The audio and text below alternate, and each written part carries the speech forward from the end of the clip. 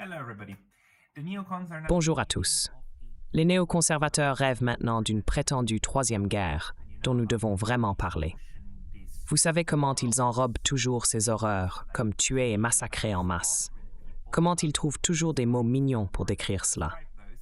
Cet article de Foreign Policy fait exactement cela, en parlant d'armement apportant la mort et la destruction comme l'arsenal de la démocratie.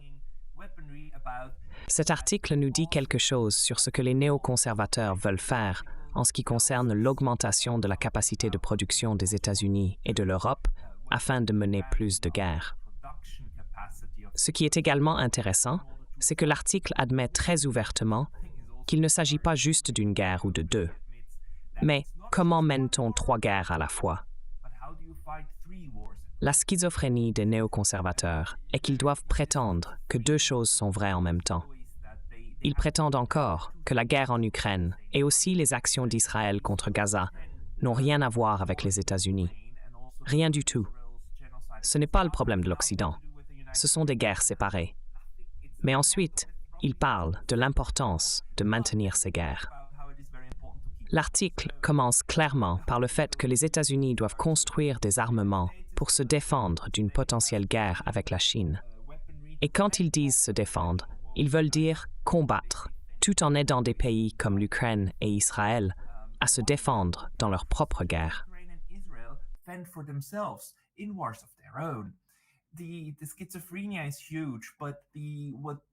La schizophrénie est énorme, mais ce qu'elle nous révèle, c'est que désormais, les néoconservateurs à Washington, ainsi que ceux à Bruxelles, cherchent tous des moyens de faire face aux problèmes que nous connaissons depuis 1 an ou 1 an et demi. L'Occident ne produit tout simplement pas assez et manque d'armement. L'Ukraine est dans une impasse, et une grande partie de cela est due au fait que l'Occident ne peut tout simplement pas produire plus que la Chine. Nous pouvons voir cette peur très clairement lorsque nous passons à d'autres domaines. Par exemple, des organes néoconservateurs, comme Foreign Affairs, prenez celui-ci ici, juste la page de titre. Étudiez-la un instant. 2 ou 3 des articles sur la page de titre parlent de ce problème. Par exemple, un article discute de la manière dont Pékin exploite la guerre d'Israël pour gagner les faveurs du Sud global. Les néoconservateurs sont très préoccupés par la façon dont ces guerres sont perçues par le reste du monde, qui n'est pas capturé dans cette bulle de propagande.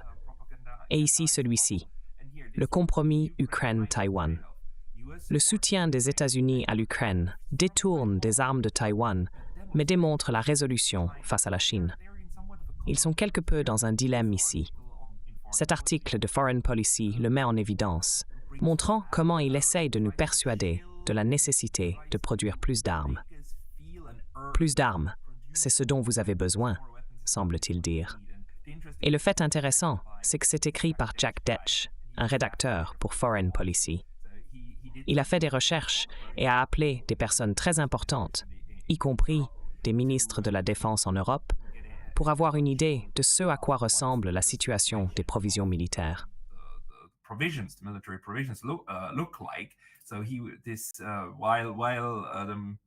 En essayant de se remonter le moral, avec son joli petit sourire et en encourageant la guerre, il parle aussi de tous les problèmes auxquels ils sont actuellement confrontés. Et vous savez, quand les néoconservateurs parlent de problèmes, ils veulent généralement dire quelque chose qui nous oblige à investir plus d'argent pour tuer plus de gens.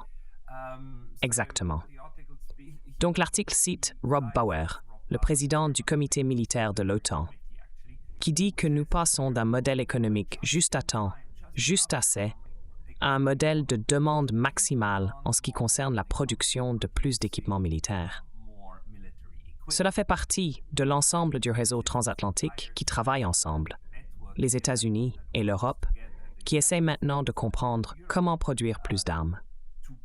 Même si les affaires sont florissantes, les responsables du département de la Défense sont confrontés à ce qu'ils appellent un problème infernal. Comment le Pentagone peut-il mobiliser l'industrie de la défense américaine pour répondre non seulement à un conflit ou 2, mais potentiellement à 3 guerres? Il se prépare vraiment à avoir tous ces conflits qui se déroulent en même temps. Cela me donne l'impression que les néoconservateurs essaie vraiment de nous entraîner dans une guerre mondiale, un conflit à la fois, et de les laisser tous se dérouler simultanément.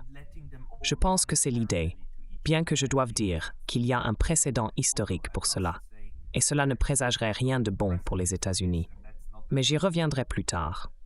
Ce qui rend la planification particulièrement difficile pour les néoconservateurs, c'est ce qu'ils appellent les frictions de la guerre.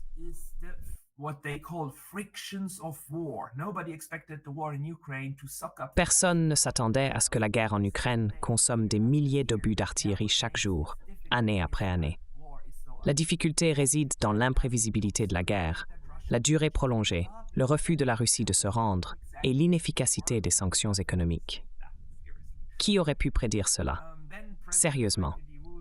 Le président Franklin D. Roosevelt a un jour qualifié l'armement américain d'arsenal de la démocratie.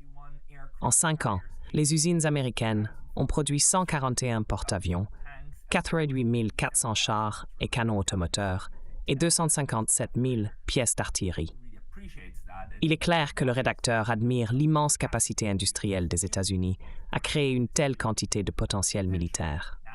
Aujourd'hui, Washington essaye de revitaliser son industrie de la défense après 3 décennies de réduction de l'après-guerre froide, qui ont conduit à des fusions d'entreprises et à des lignes de production plus lentes.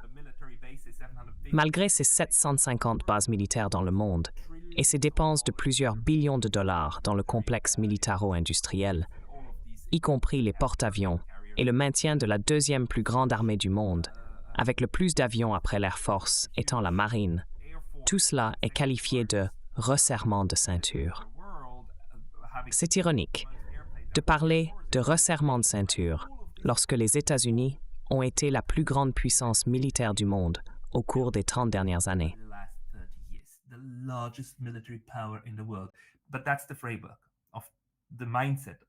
Mais c'est la mentalité de ces gens. Ça n'est jamais suffisant. Ils ont toujours besoin de plus et ils veulent pouvoir l'utiliser.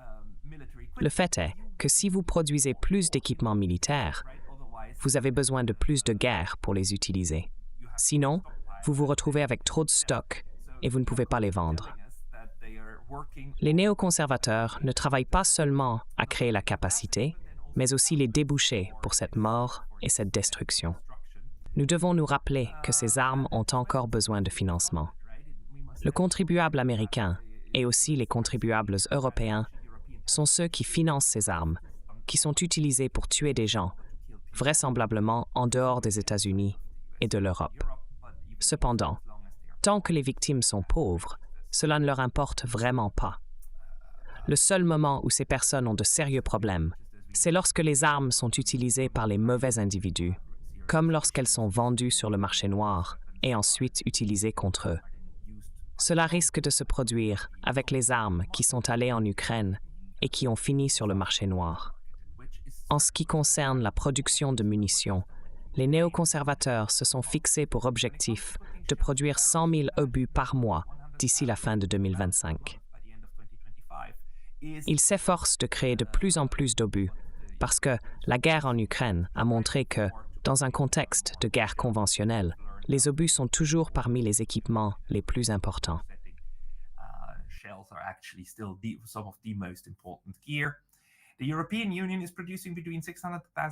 L'Union européenne produit entre 600 000 et 700 000 obus d'artillerie par an. Il est également intéressant de noter que l'article parle beaucoup de la capacité de l'Europe, comme si elle était intégrée et faisait partie intégrante de ce que les États-Unis peuvent fournir. Cela montre comment les gens pensent à ces capacités de production et au potentiel de faire la guerre. Il s'agit de tout l'Occident combiné, l'Occident collectif. Et l'OTAN n'est définitivement plus juste un outil pour défendre l'Europe. C'est maintenant un outil pour utiliser les capacités de l'Europe aux fins des néoconservateurs. Alors, lorsqu'ils pensent à une 3e guerre, vraisemblablement avec la Chine, ou peut-être avec l'Iran en Asie de l'Ouest, nous savons qu'ils considèrent toujours les forces combinées. L'OTAN est définitivement un outil pour exploiter les Européens. Et les Européens sont trop naïfs, honnêtement, pour le comprendre. Comme le dit Jeffrey Sachs, ils ne se réveillent pas de cette léthargie. Le rédacteur de l'article a même réussi à interviewer le ministre de la Défense estonien sur cette question. Tous ces pays de l'OTAN travaillent main dans la main pour se préparer à la prochaine guerre qui s'annonce. Mais l'appétit de l'Ukraine pour les munitions d'artillerie est féroce. C'est quelque chose qui les surprend, alors qu'ils les utilisent contre les Russes. Il n'y a pas d'autre option que de se montrer à la hauteur dans ce domaine, a déclaré le ministre suédois de la Défense, Paul Johnson, dans une interview avec Foreign Policy.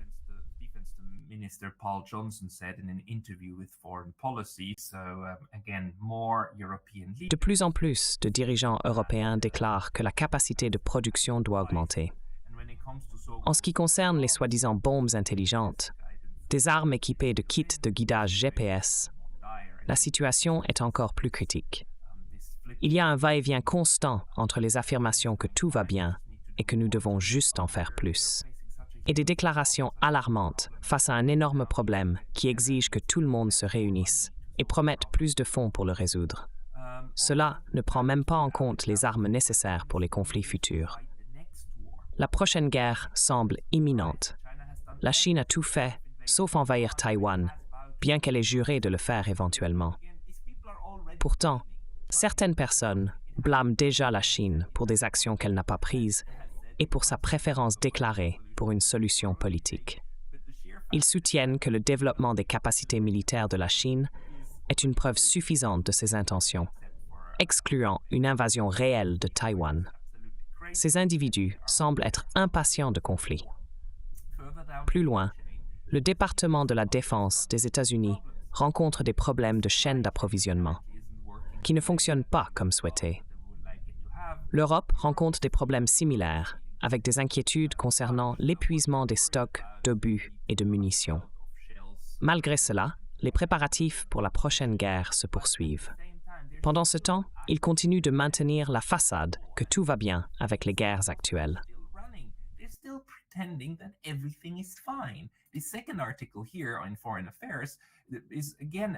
Le deuxième article dans Foreign Affairs est encore un chef-d'œuvre d'un néoconservateur, Jack Watling. Watling, chercheur principal pour la guerre terrestre dans un groupe de réflexion, soutient que l'Ukraine n'est pas perdue. Il croit qu'en fournissant plus d'armes et en continuant le combat, tout ira bien. Il souligne la nécessité d'une stratégie à long terme et insiste sur le fait que le conflit doit se poursuivre. Watling essaie de transmettre que malgré l'échec des offensives en 2023 par l'Ukraine et la Russie, la situation n'est pas aussi désespérée qu'elle en a l'air. Il fait remarquer que ce n'est pas seulement l'offensive de l'Ukraine qui a échoué, mais aussi celle de la Russie. Les deux parties ont tenté des offensives, et toutes deux ont été infructueuses. Cela signifie, selon lui, que la situation n'est pas à sens unique. Il aborde également le récit selon lequel la guerre en Ukraine a atteint une impasse, avec lequel il est en désaccord total. Il argumente que cette perception est profondément erronée, car Moscou et Kiev travaillent activement à reconstruire leur capacité de combat offensif. Cela rejoint ce que Foreign Policy discute également, l'importance de la capacité à mener la guerre et pourquoi cela devrait être notre préoccupation principale.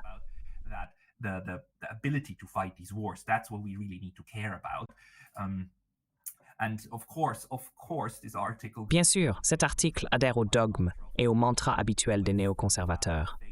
L'Occident est à un choix crucial en ce moment. Soutenir l'Ukraine pour que ses dirigeants puissent défendre leur territoire et se préparer à une offensive en 2025, ou donner à la Russie un avantage irrécupérable. L'incertitude concernant la fourniture à long terme d'aide militaire, qui inclut des armes, a déjà sapé l'objectif de pousser la Russie à la table des négociations. Ces gens sont fous. Je veux dire, si pousser la Russie à négocier avait jamais fait partie de leur agenda, ils auraient accepté leur offre de décembre 2021, qui a été envoyée à Washington et à Bruxelles, de négocier la structure de sécurité européenne. Au lieu de cela, l'OTAN l'a rejetée et a dit à la Russie de s'asseoir, de se taire et de connaître sa place. Ils ont également ignoré l'offre de la Russie, en mars 2022, de négocier une fin au conflit à Istanbul. Nous savons que Boris Johnson et l'OTAN, représentant l'Occident collectif, ont torpillé cela en faveur de la poursuite de la guerre. Alors, ceux qui tentent de faire tourner le récit jouent encore avec l'idée qu'ils sont ceux intéressés par la diplomatie, tout en peignant les Russes et les Chinois comme les méchants qui ne veulent résoudre les problèmes qu'avec des armes. C'est une interprétation fantastique, phénoménale de la réalité actuelle, où c'est l'Occident et l'OTAN qui poussent aussi fort que possible vers la guerre, et cela me met extrêmement en colère. Mais bon, c'est leur état d'esprit.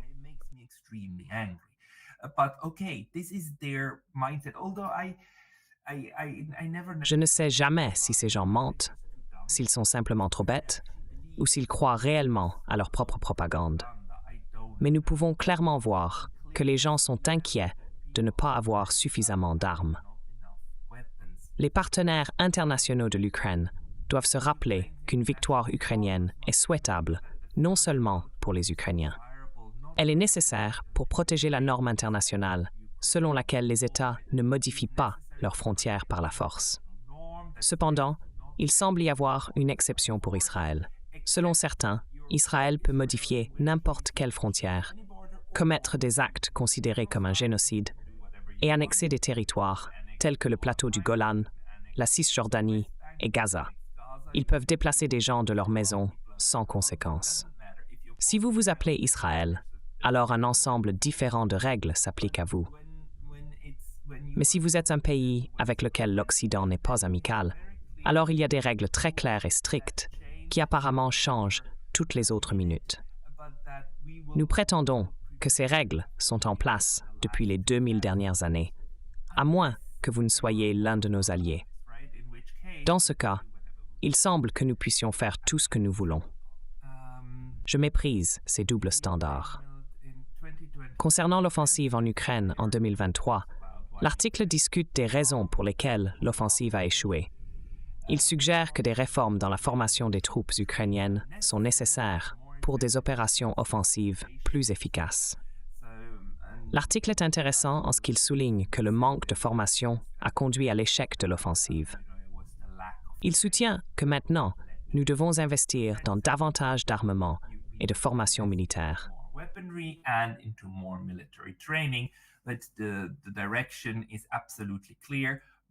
La direction est absolument claire. Davantage de ressources militaires sont allouées pour plus de guerre. Je ne vais pas entrer dans tous les détails, mais ce que nous apprenons des publications actuelles, c'est que l'Occident collectif envisage davantage de guerre. Ces publications discutent souvent de la Chine et de Taïwan comme du prochain théâtre potentiel. Cependant, étant donné les développements actuels en Asie de l'Ouest, en particulier autour d'Israël, il est possible qu'une troisième guerre avec l'Iran éclate. Un tel conflit pourrait conduire à une conflagration massive au Moyen-Orient et en Asie de l'Ouest, étendant la guerre plus loin. Une guerre avec l'Iran pourrait être aussi catastrophique que tout conflit entre les États-Unis et la Chine. Il semble que certains se préparent à cela et, de manière troublante, semblent l'attendre avec impatience. Ils y pensent en termes de profit. Gagner plus d'argent en vendant des armes et des équipements et en formant davantage de populations étrangères pour combattre les guerres par procuration des États-Unis. Les États européens collaborent avec cela, complètement pris dans le récit des États-Unis et du système transatlantique. À moins que cela ne s'arrête, ces personnes ne changeront pas de cap, comme le disent souvent les gens de The Duran. L'histoire fournit un exemple de ce qui arrive lorsque des pays sont embourbés dans plusieurs guerres qui sollicitent leurs capacités, et pourtant ils en commencent de nouvelles. C'est exactement ce qui est arrivé à l'Empire japonais pendant la longue Seconde Guerre mondiale.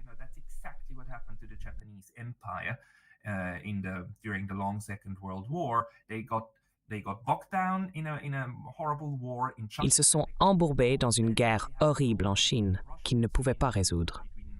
Ensuite, ils ont atteint une impasse avec les Russes entre la Mandchourie et la Mongolie.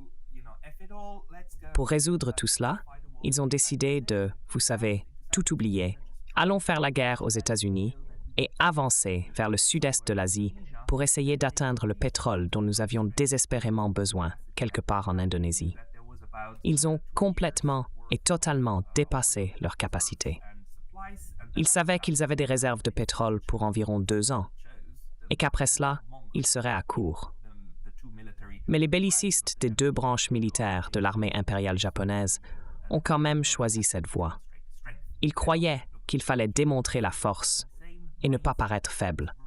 C'est le même état d'esprit qui prévaut actuellement à Washington. Même s'il serait bien mieux de négocier avec ceux qu'on n'aime pas, ils poussent pour plus de guerre. Ce qui est encore pire, c'est qu'ils continuent de blâmer l'autre côté.